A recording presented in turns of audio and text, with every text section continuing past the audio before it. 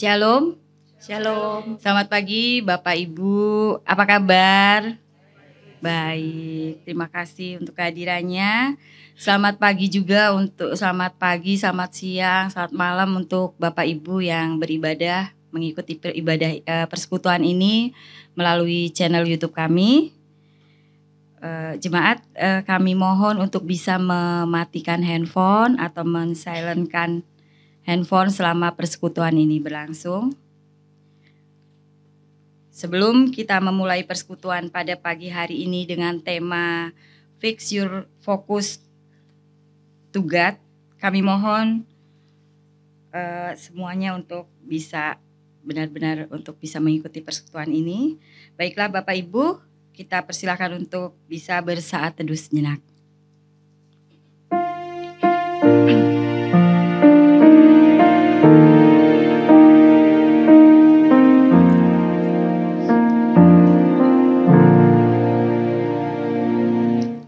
Kita bersyukur pada pagi hari ini Tuhan masih memberikan kita kesehatan, Tuhan masih mengizinkan kita untuk hidup penuh semangat dan memiliki keberanian dan keyakinan untuk melayani Tuhan. Baiklah Bapak Ibu sekalian, kami ajak untuk bangkit berdiri. Kita akan menyanyikan lagu dari PKJ 264, Apalah Arti Ibadahmu.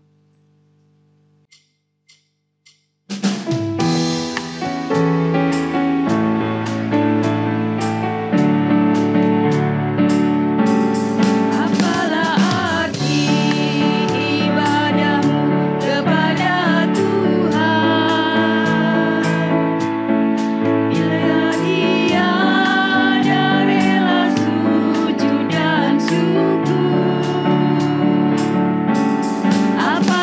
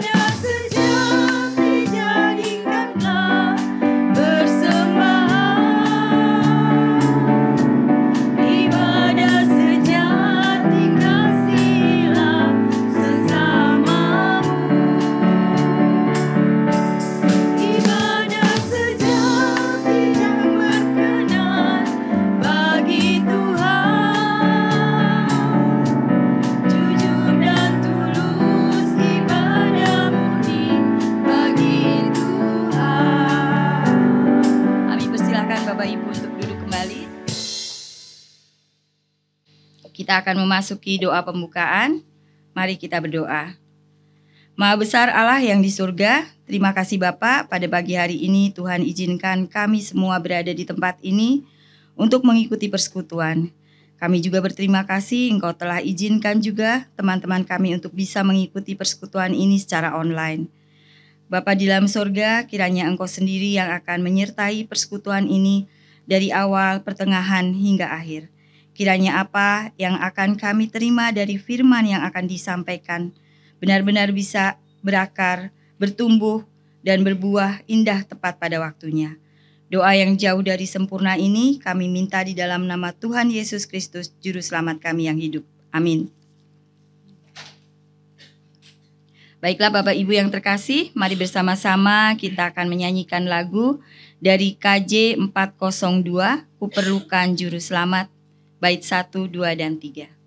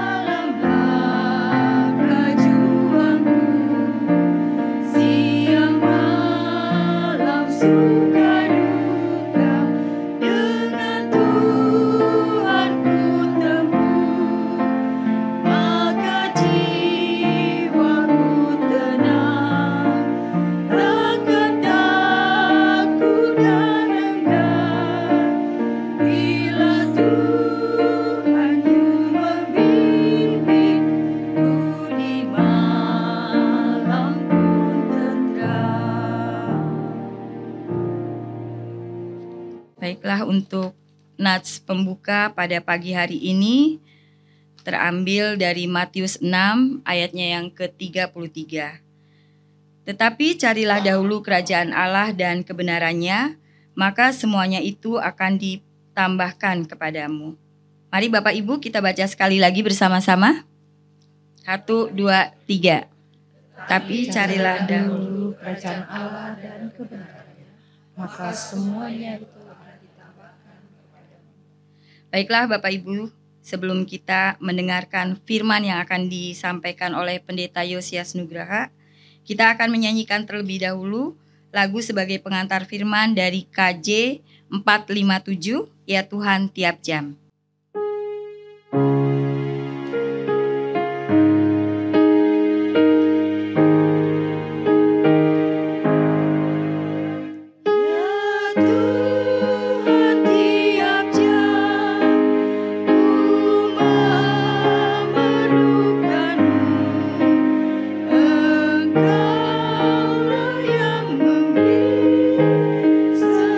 Sejahtera penuh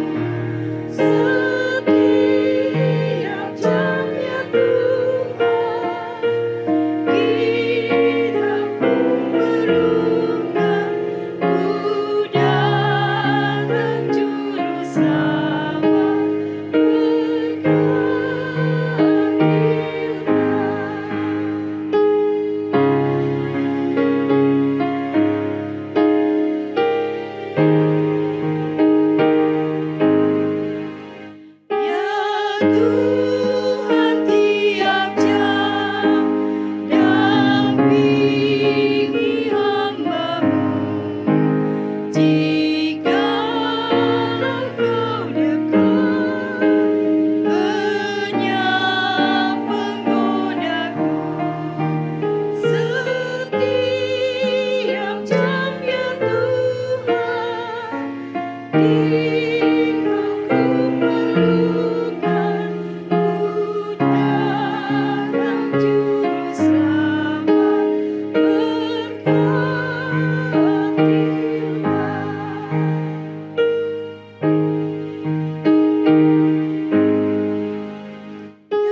Ya Tuhan tiap jam di suka dukaku. Jikalau Tuhan jauh, percuma hidupku. Setiap jam ya Tuhan, Di-Kau ku perlukan.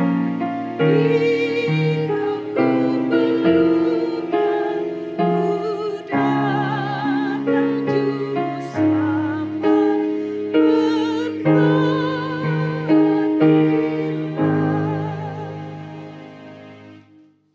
Mari kita berdoa.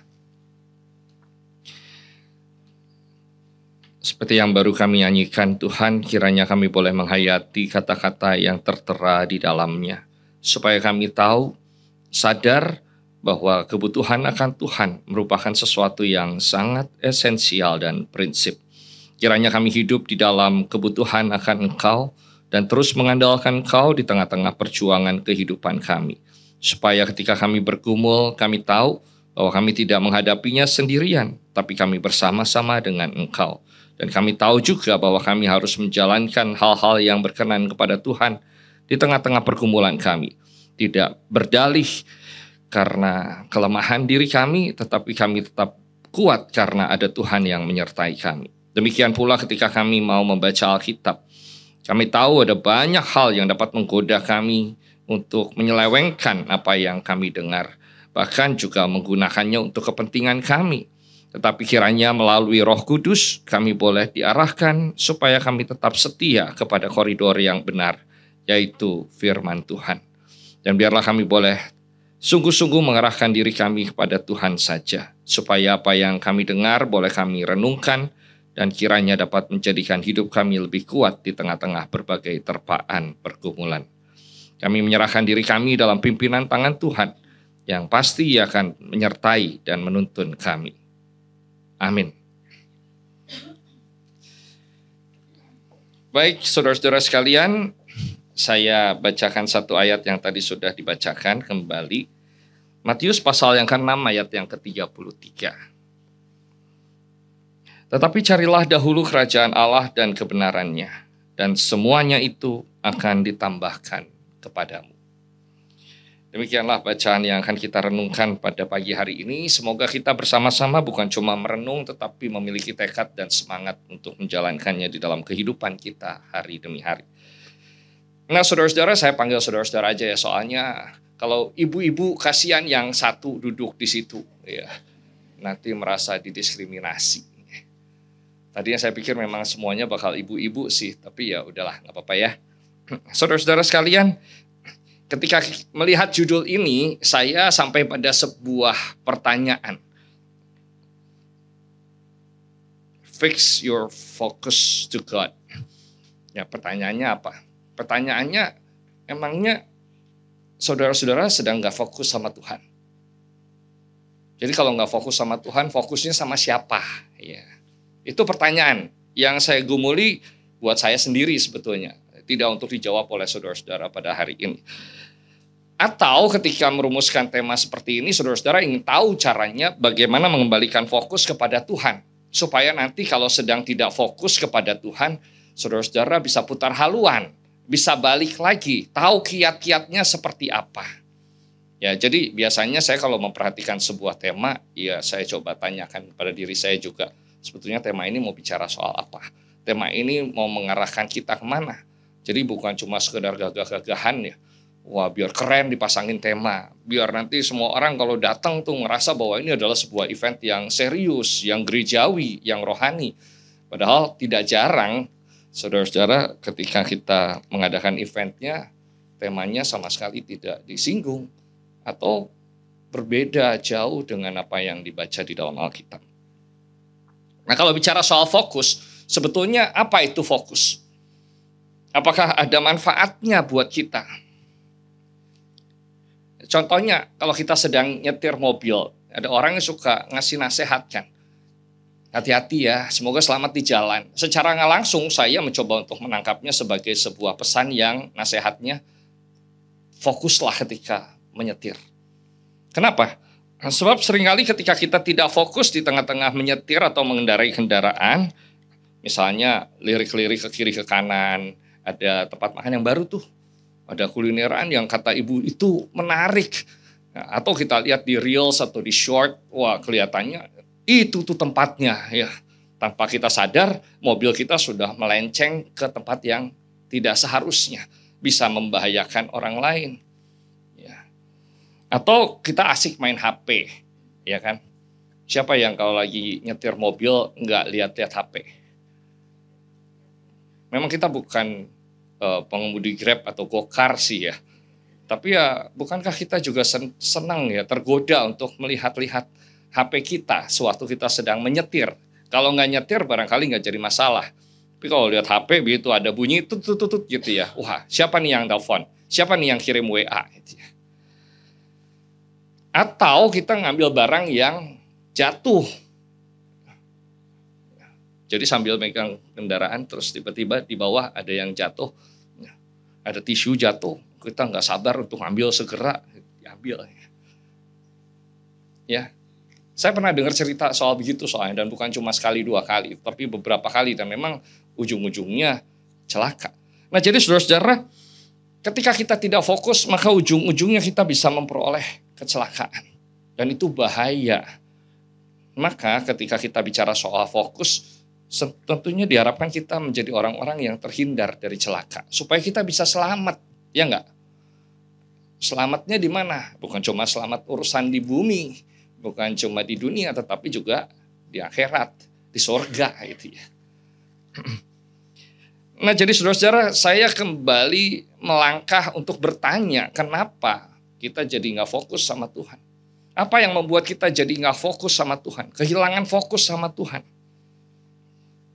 Saya sampai pada sebuah jawaban. Karena fokusnya ke tempat yang lain. Jadi bukan sama Tuhan. Kendati kita menyanyikan dalam ibadah-ibadah kita seperti tadi. Ya Tuhan tiap jam ku memerlukanmu. Pret gitu. Beneran gitu kita memerlukan Tuhan.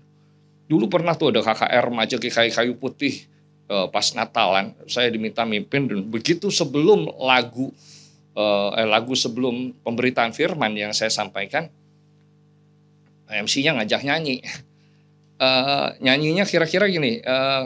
Kami cuma ingin ada di rumahmu, di pelataranmu. Lebih baik 1 hari di pelataranmu daripada 1000 hari di tempat lain. Kami nggak mau yang lain. Kami ingin cuma engkau. Itu lagunya kayak gitu. Ya, ya saya lupa judulnya apa. Tapi kira-kira terjemahannya kayak gitu. Jadi seakan-akan Tuhan itu yang utama. Nggak ada lagi selain Tuhan yang kita butuhin. Terus saya bilang, beneran, nggak butuh makan, nggak butuh tidur, nggak butuh jalan-jalan, nggak butuh rekreasi, nggak butuh sekolah, butuhnya cuma Tuhan. Apa-apa cuma Tuhan. Masa berdoa siang malam sama Tuhan terus-menerus gitu ya. Kan rada-rada muskil juga begitu ya. Apalagi kalau di dalam kehidupannya sebetulnya nggak ada penghayatan soal itu. Lebih banyak cuman jadi lip service. Jadi dinyanyiin. Waktu nyanyiin mungkin merasa syahdu, merasa kusuk. Tapi begitu udah keluar dari ruang ibadah, ya hilang tuh semua. Suka ngerasa gitu nggak ibu-ibu, saudara-saudara? Ya kalau enggak juga nggak apa-apa sih gitu ya.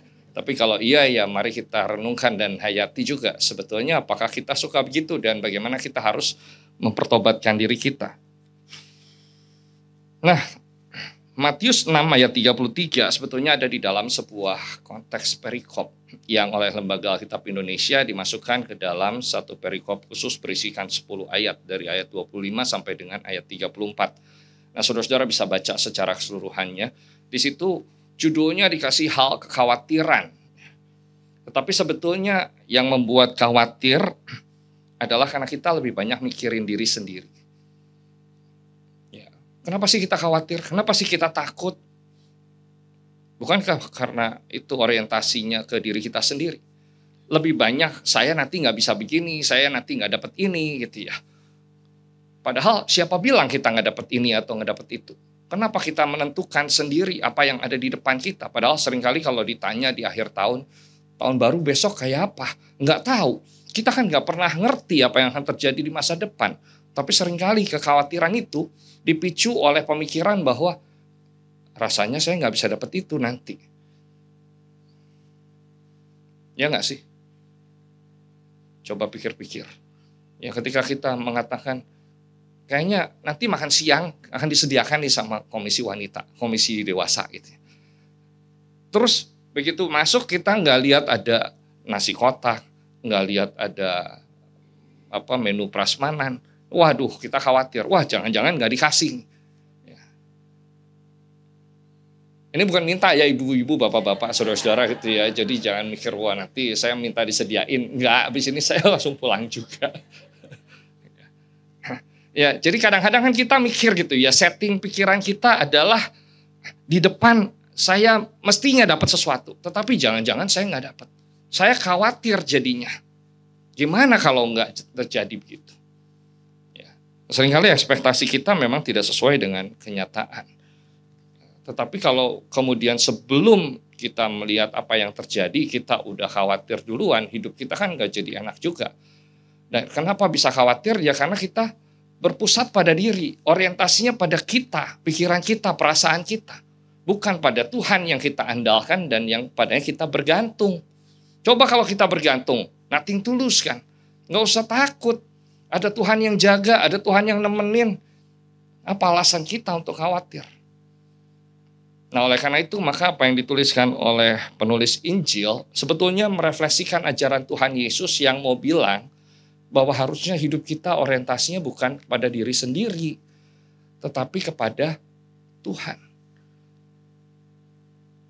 Yang harusnya menjadi tolok ukur hidup kita bukanlah apa yang kita pikirkan, bukanlah apa yang kita rasakan, tetapi apa yang ditawarkan oleh Tuhan. Menjadi providensia Tuhan, providensia Dei. Karena Tuhan memang menyediakan semua.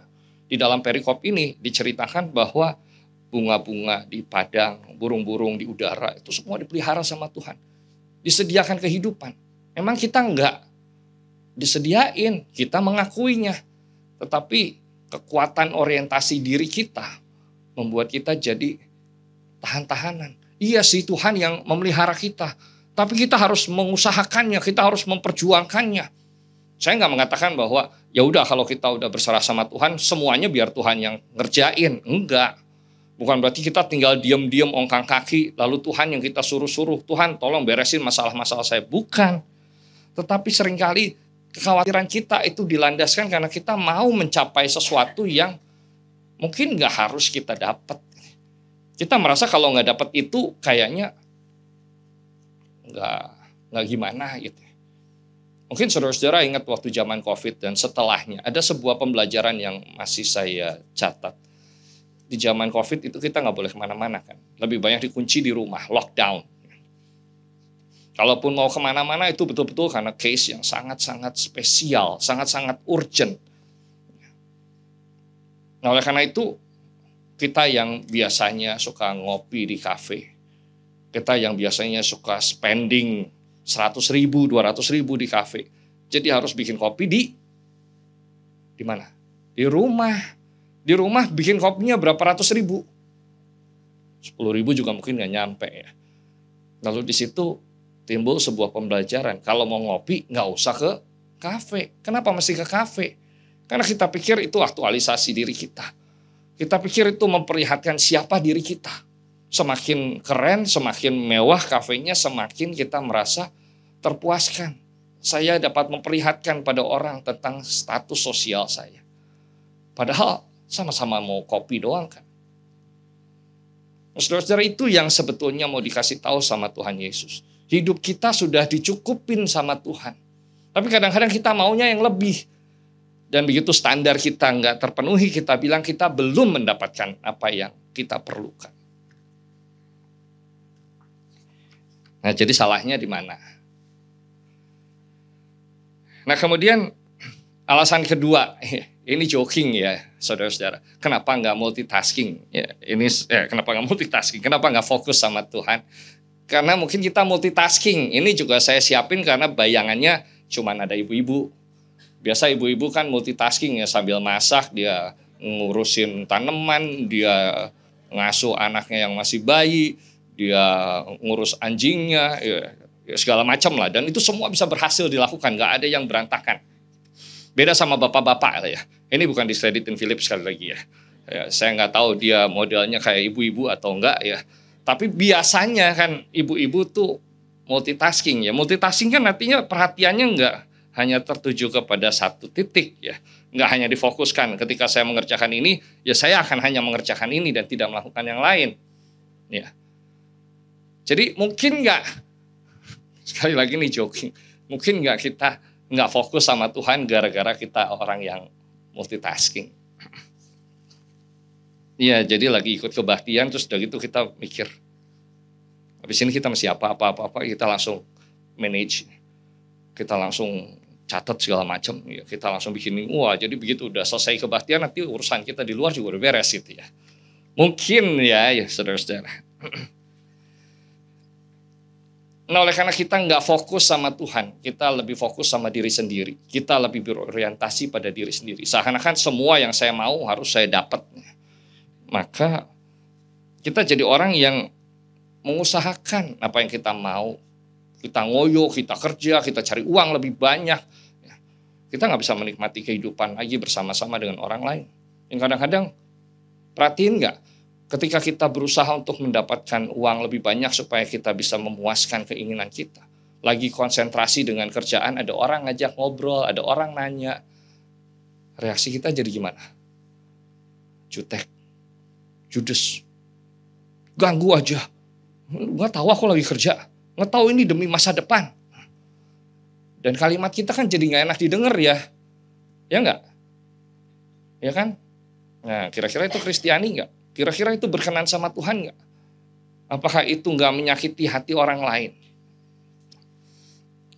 Dan saya mengaku juga, saudara-saudara, bahwa kalau saya lagi konsentrasi, lagi serius, misalnya saya lagi mikir harus ngerjain apa-apa, terus tiba-tiba istri saya datang dari dapur, bukan dapur Dani Purnama suaminya Ibu Eping ya, dari dapur dia nanya, ini tolong dong dirasain, ini masakannya udah enak apa belum, kurang bumbu apa enggak. Aduh kamu ini ganggu deh gitu ya.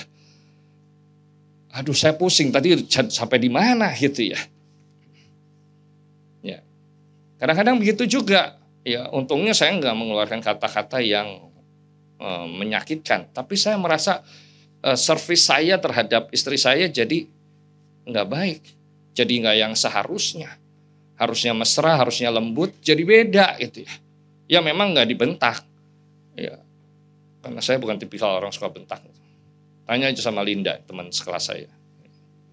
5 tahun bersama-sama, 30 tahun sudah kenal, nggak suka bentak-bentakan ya.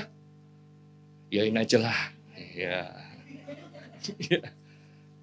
Iya, capek juga soalnya. Selain emang nggak gaya bentak-bentakan. Nah, jadi ketika kita berfokus pada diri kita sendiri, ketika kita mikirin apa yang mau kita dapat sendiri, akhirnya ya salah arahnya. Padahal kita diajak oleh Tuhan Yesus berpikir bahwa kita menjadi subjek yang dapat menentukan kebaikan di dalam kehidupan. Kita dipercaya sama Tuhan Yesus. Kita dikasih modal sama Tuhan Yesus untuk menjadi orang-orang yang hidup dalam kebaikan, berbuat baik. Karena apa? Karena kita kan dipanggil untuk melakukan perbuatan baik. Efesus pasal 2 ayat yang ke-10. Ya, jadi sama Tuhan Yesus ketika kita percaya kepada Tuhan Yesus sumber kebaikan, kita dikasih kemampuan untuk berbuat baik. Tetapi karena kita lebih mikirin diri sendiri, kebaikan itu jadi hilang, jadi blur. Ya. Nah, jadi ketika kita menjadi subjek dari segala bentuk kebaikan, maka harusnya arah perhatian kita bergantung pada apa yang kita mau lakukan, bukan kepada orang lain. Jadi ketika kita melakukan sesuatu tidak dipengaruhi oleh orang lain. Yesus mengatakan kamu sanggup untuk berbuat baik. Jadi kalau kayak tadi di sini ada ibu-ibu yang memandu kita, ada yang ngajak nyanyi, ada yang nyanyi, ya ada yang main piano, main organ, ya. Mereka berbuat baik. Kira-kira kalau di sana ada yang cari perhatian, misalnya ada ibu-ibu cingkrak-cingkrak, joget-joget, di sini pengaruh nggak? Jadi berubah nggak nyanyiannya? Nyanyiannya lagi ya Tuhan tiap jam, kan suasananya melo tuh ya. Tahu di sana ada yang joget-joget gitu, ada yang ya ibu-ibu zaman sekarang kan suka tuh nari-nari, saya nggak tahu namanya apa, saya nggak suka nari. Ya bisa ngefek nggak? Kalau kita fokus mestinya nggak usah terganggu dan nggak usah marah juga gitu ya. Nah, jadi sebetulnya Yesus mau mengatakan begitu. Ketika hidupmu dipelihara, ya sudah ikutin aja apa yang diajarin sama Tuhan Yesus. Ketika Yesus mengatakan hiduplah untuk melakukan hal-hal yang baik, ya pikirin yang baik-baik. Kolose pasal 3 ayat yang pertama. Jadi jangan mikir yang enggak, jangan mikir yang kata orang begini, kata orang begitu. Yang membuat hidup kita jadi ya dipengaruhi oleh yang lain. Itu yang membuat kita khawatir sebetulnya. Yang membuat kita mesti ngopi ke tempat sana atau ke tempat situ, itu kan orang lain. Orang yang cerita, itu tempatnya enak, itu tempatnya bagus gitu. Kalau kita nggak dikasih tahu, kan nggak akan gitu ya. Dulu sebelum saya nikah sama istri saya, iyalah nikah sama istri saya pasti, nggak sama orang lain. Saya nggak suka ke kafe karena saya bukan tipikal yang suka begitu-begitu. Saya sukanya olahraga. Ya. Tapi begitu ketemu istri saya, dia senang yang kafe, senangnya ngabisin me time di kafe, ya udah saya ke bawah juga. Ya, lalu saya juga akhirnya ikut cari-cari tempat ngafe di mana yang bagus, di mana yang saya sih nggak terlalu pusingin kopi karena saya bukan penggemar kopi. Istri saya yang lebih suka. Tapi jadi begitu juga. Ya orang bilang itu ke situ bagus, itu ke situ bagus gitu ya. Ya padahal seperti tadi saya bilang dari pelajaran COVID, kan kalau mau ngopi di mana aja bisa. Apalagi saya nggak butuh kopinya, saya malah cari suasananya, cari kafenya akhirnya. Dan akhirnya uangnya jadi harus lebih banyak dikeluarin. Nah itu karena kita terpengaruh sama orang lain. Ya kalau saya jadi diri saya sendiri, saya akan mengatakan ya udahlah, kalau mau ngopi di rumah aja kita beli kopi online banyak gitu ya. Mudah selesai. Tapi karena saya nggak hanya dengerin diri sendiri, dengerin orang lain, jadinya kayak gitu. Nah, jadi saudara-saudara hidup kita harusnya nggak tergantung sama apa yang orang bilang.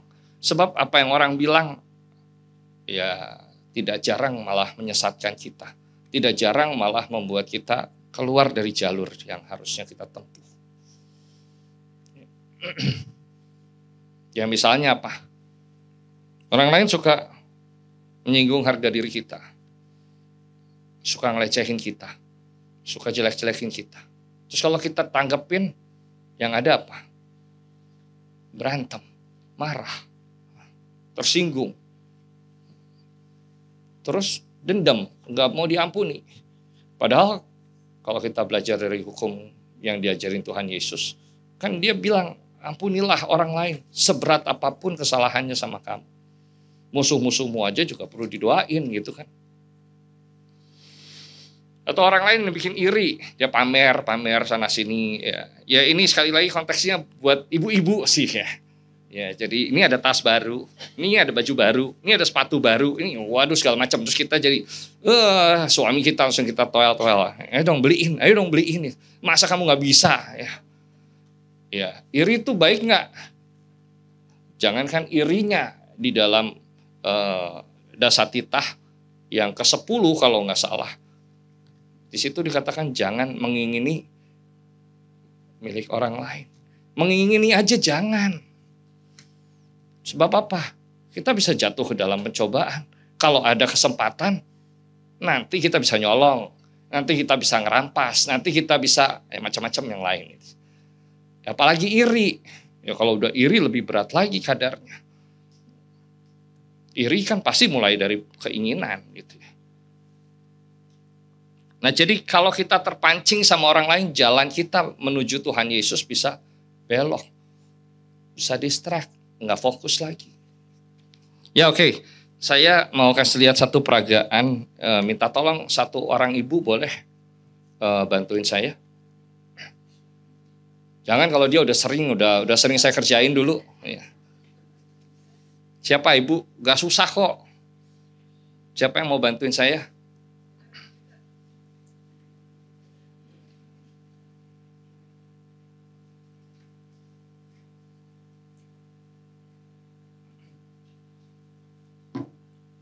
Ini ada gelas ya Bu ya. Dengeran ya yang lain. Ya, ini gelasnya udah dikasih air sedikit. Tapi saya mau tambahin lagi.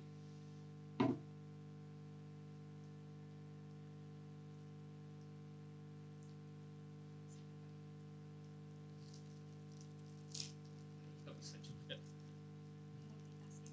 Iya, kalau mau kita pinter ibu ya. Tahu gimana caranya ya. Jadi habis.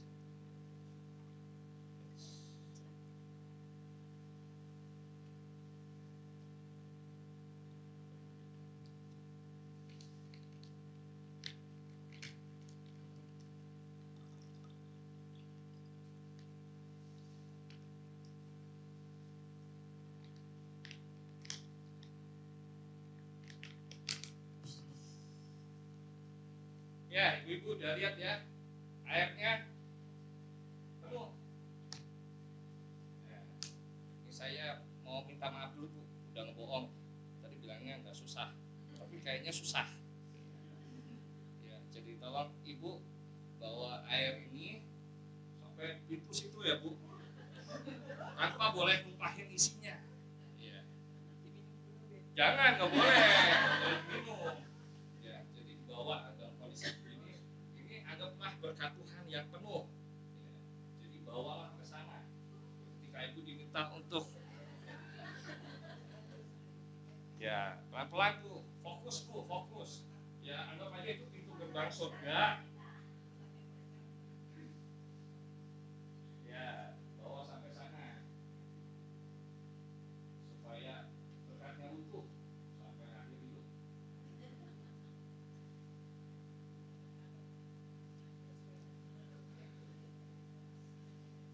Wah cepet deh. Aman gak itu Bu? Aman ya, gak ada yang tumpah. Setetes juga enggak? Oh ada. Gak apa-apa. Balik lagi sini Bu.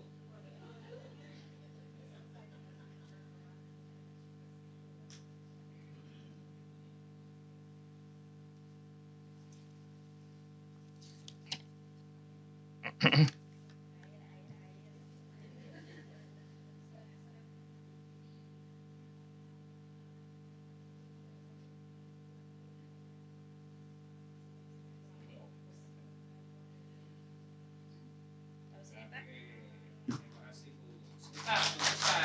Saya mau tanya dulu. Gimana rasanya tadi Bu dikasih tugas kayak gitu? Kan ada perasaan dong ya. Rasanya gimana Bu? Saya deg-degan. Deg-degan. Merasa takut nggak bisa nyelesain tugas? Enggak sih? Oh, enggak.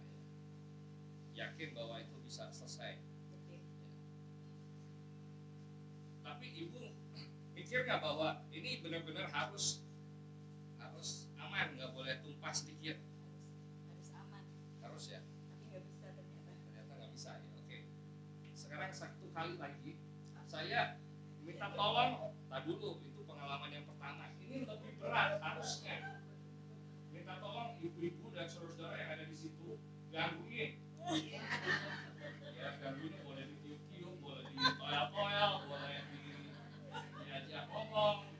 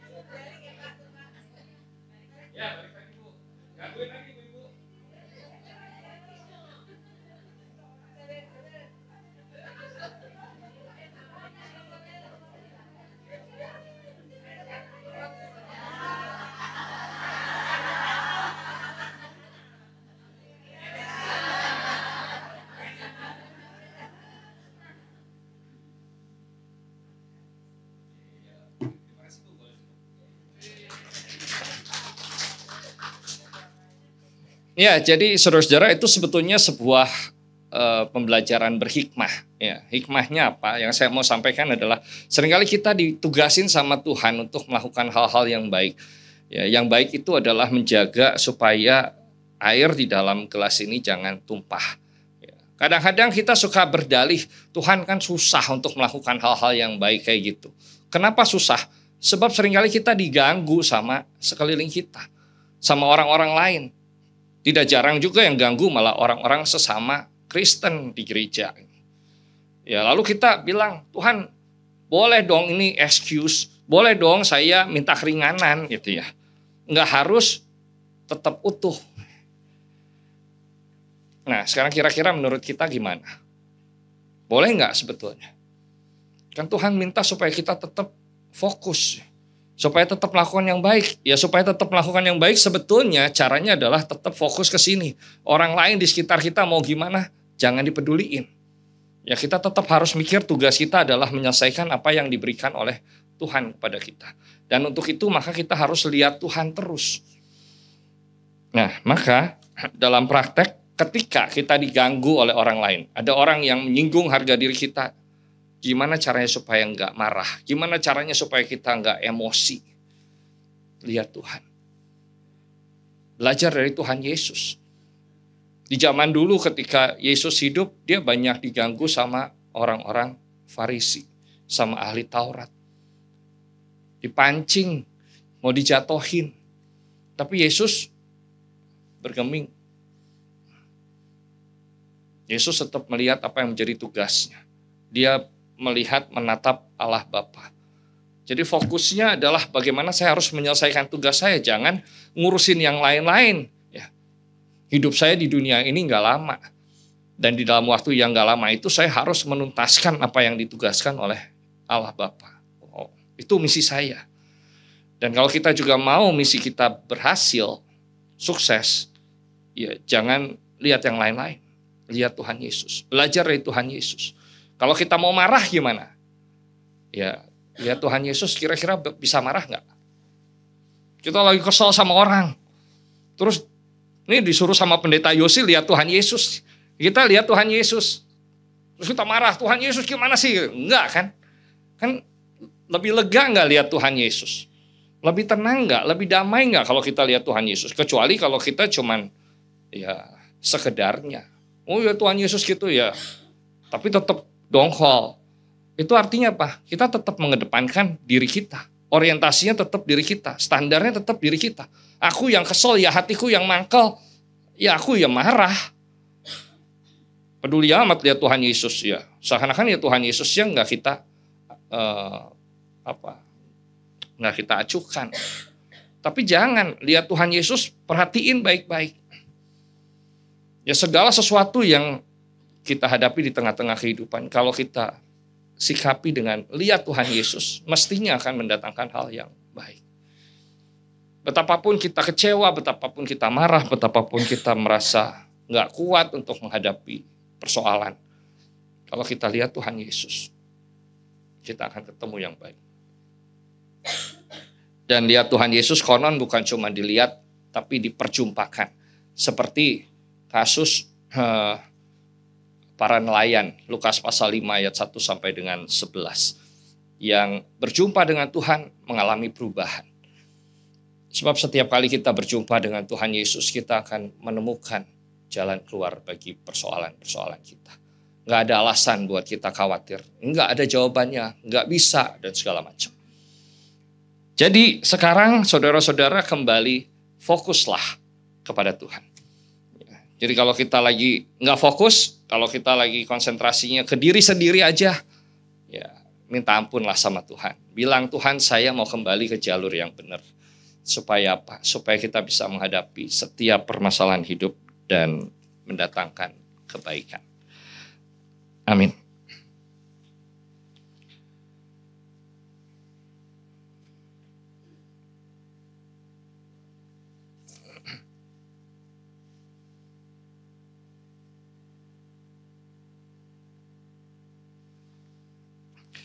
Saudara-saudara, mari kita menaikkan doa bersama.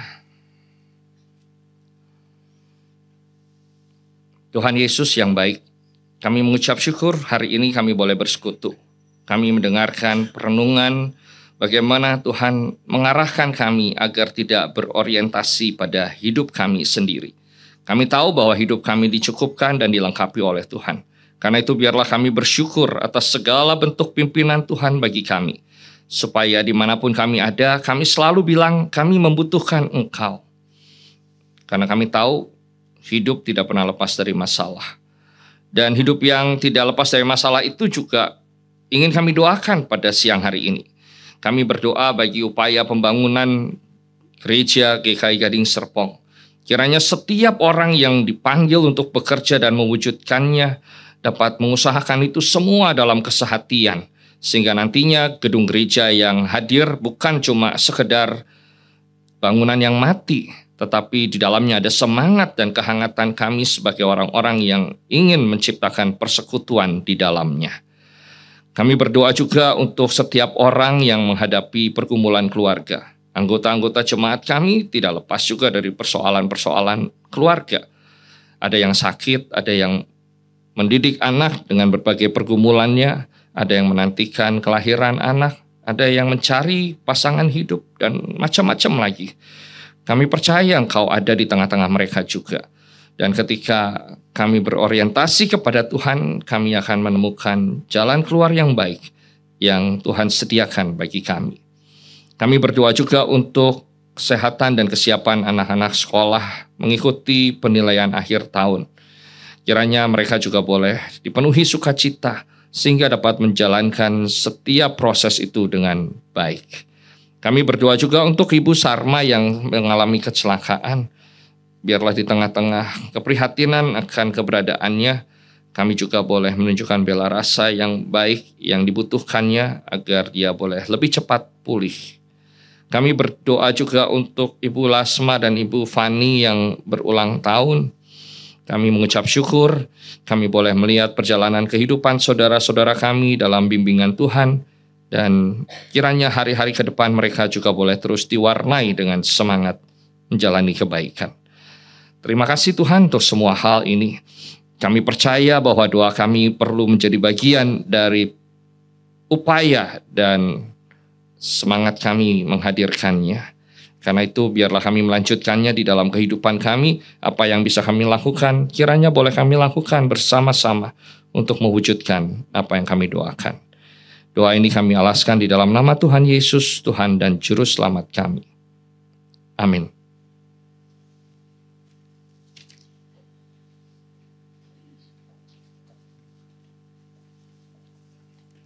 Terima kasih kepada Bapak Pendeta Yosias Nugroho Wijaya untuk firman yang telah disampaikan. Baiklah, untuk merespon apa yang sudah disampaikan, mari kita bersama-sama menyanyikan lagu dari NKB 197, Besarlah Untungku.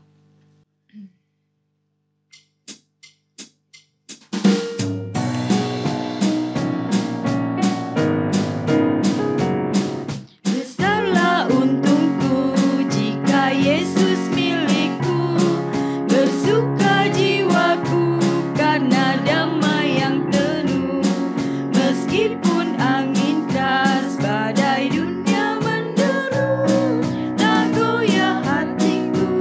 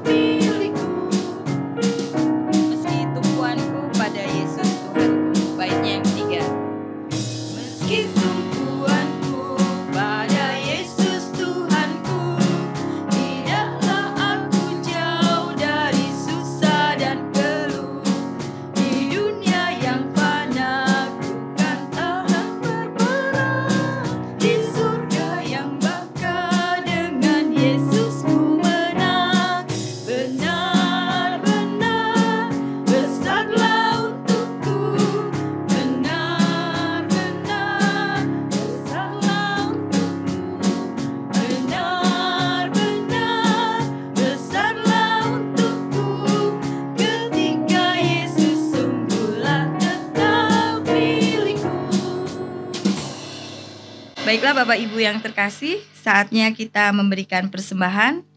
Nats persembahan diambil dari Roma 12 ayat 1. Karena itu saudara-saudara, demikian kemurahan Allah aku menasehatkan kamu, persembahkanlah dirimu sebagai persembahan hidup yang kudus, yang berkenan kepada Allah, itu adalah ibadahmu yang sejati. Sambil kantong persembahan diedarkan, kita akan menyanyikan lagu dari PKJ 147, Di Sini Aku Bawa.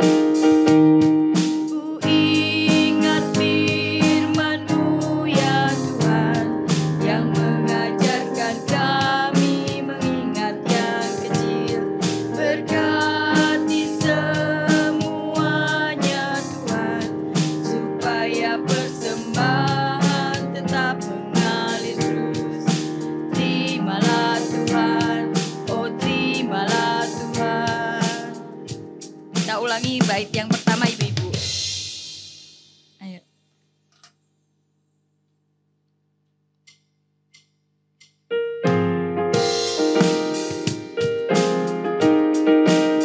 Di sini aku bawa Tuhan, persembahan hidupku semoga berkenan.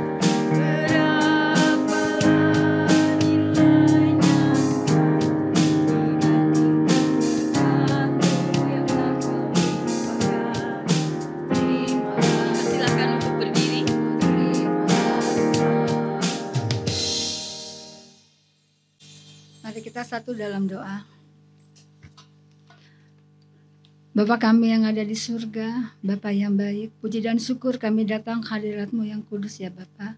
Terima kasih kalau pada siang ini kami sudah beribadah Bapa, kami sudah diberkati dengan firman-Mu yang kudus. Kami juga sudah memberikan persembahan ya Bapa sebagai ucapan syukur kami kepadamu ya Bapa.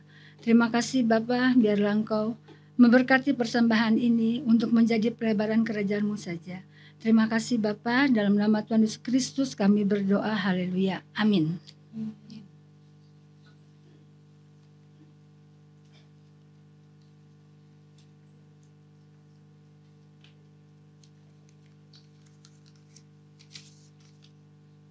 Baiklah Bapak Ibu yang terkasih, mari kita bersama-sama akan menyanyikan sekali lagi satu lagu dari KJ 402, Kuperlukan Juru Selamat. PKJ 14. Sorry. Aku nyanyikan kasih. Iya.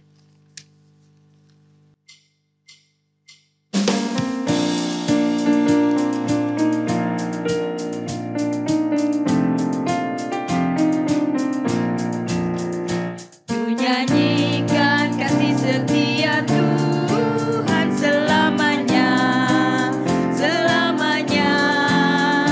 Ku nyanyikan kasih setia Tuhan selamanya. Ku nyanyikan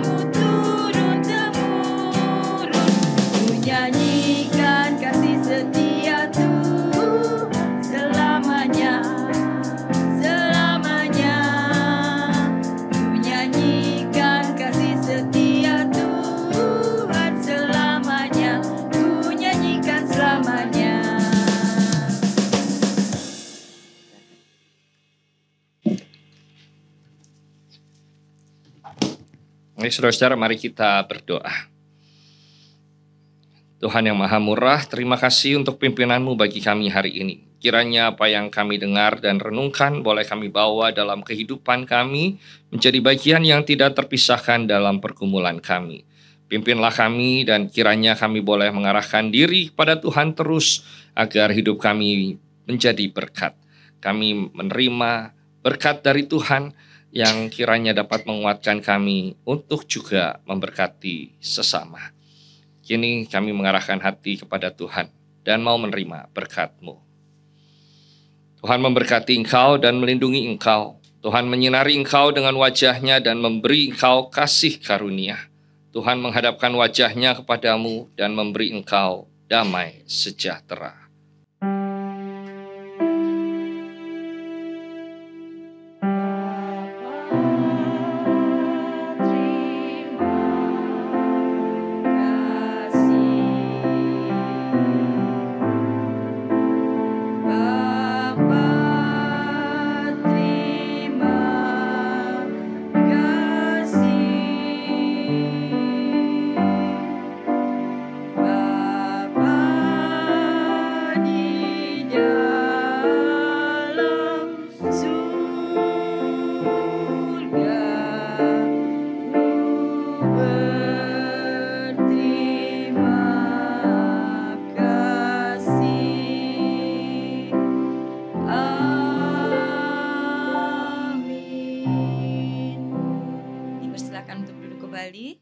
Persekutuan telah selesai, jemaat dipersilahkan untuk bersaat hening.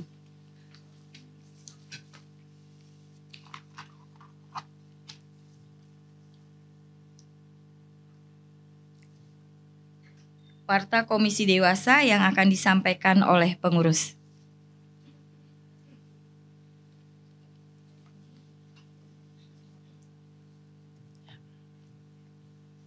Shalom ibu-ibu semua, masih semangat ya? Sebentar ya, saya minta waktunya, saya akan membacakan beberapa warta.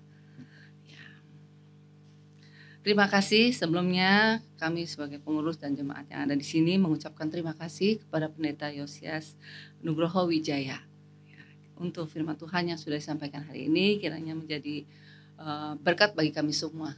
Tuhan Yesus memberkati Pak. Terima kasih untuk para pelayan kita, yaitu untuk Ibu Teti sebagai pemimpin pujian, juga singer, Ibu Juita dan Ibu Liana, juga pemusik kita, Bu Ratna, thank you. Multimedia, Ibu Sony dan Ibu Joy, pemerhati Ibu Funi. Dan semua teman-teman pengurus yang telah mempersiapkan dan melayani persekutuan dewasa hari ini. Tuhan Yesus memberkati setiap pelayanan ibu-ibu, biarlah hanya nama Tuhan saja yang dipermuliakan. Saat ini kami sungguh bersukacita menyambut ibu-ibu yang sudah hadir dalam persekutuan dewasa hari ini. Apakah di antara kita ada yang baru pertama kali hadir di tempat ini? Rasanya tidak ada ya, semuanya orang lama. Terima kasih. Saya akan membacakan flyer untuk persekutuan dewasa pada tanggal 30 Januari ditiadakan. Kita libur dan kita akan persekutuan dewasa tanggal 6 Februari pada 6 Februari dengan tema cerdik seperti ular, tulus seperti merpati yang dilayani oleh Pendeta Emeritus Samuel Santoso. Diharapkan dari kita semua yang hadir tanggal 6 Januari, coba kita kalau yang punya baju congsam dipakai atau bernuansa merah ya. Kita di situ kita ada spesial acara yaitu dimeriahkan dengan game, kita bisa bersukacita bersama, lenden, best kostum dan juga performance ya. Mari kita bersekutu dan bertumbuh bersama demi kemuliaan nama Tuhan di persekutuan dewasa. Oke. Flyer berikutnya mengenai pelawatan. Kami mengajak ibu-ibu, Bapak juga belum kesapa tadi, jemaat yang rindu untuk bergabung dengan tim pelawatan yang bisa menghubungi Ibu Widya atau Ibu Leli. Pembekalan berikutnya, pembekalan mentor yang diadakan esok sore jam 3:30 dengan tema bekerja, bagian dari bab 24, pelayan firman Bapak Philip. Ya, diharapkan para mentor dapat mempersiapkan hati dan waktu untuk belajar bersama secara Zoom online. Untuk flyer berikutnya, persekutuan doa jemaat hari Sabtu tanggal 25 Januari jam 7 pagi di Gereja Kasih dengan tema Aku Berani Melangkah. Dilayani oleh Pendeta Devina. Ya. Kami mengundang untuk jemaat untuk bisa hadir. Mari kita berdoa bersama-sama di persekutuan doa jemaat. Untuk flyer berikutnya, ruang doa. Gereja kita sudah mempersiapkan ruang doa untuk berdoa secara pribadi bersama Tuhan. Yang ingin berdoa khusus secara pribadi, kami menyediakan ruang doa yang sudah dibuka pada jam 5 pagi sampai jam 8 malam di ruang kana Gereja Kasih di tempat ini. Nah, yang berbahagia ya, hari ini ada teman-teman kita yang berulang tahun. Berikutnya adalah kami mengundang untuk teman kita yang berulang tahun, Ibu Funi dan Ibu Lasma. Ya, silakan maju Bu. Nanti kita sama-sama menyanyikan lagu selamat ulang tahun. Sebelumnya, setelah kita bersama-sama menyanyikan lagu selamat ulang tahun, jemaat bisa memberikan salam selamat ulang tahun. Dan kami mengharapkan, menantikan kehadiran ibu-ibu di persekutuan dewasa selanjutnya. Ya, mari kita menyanyi dengan penuh sukacita dan kita bangkit berdiri. Selamat ulang tahun. Nanti setelah itu kita foto bersama ya.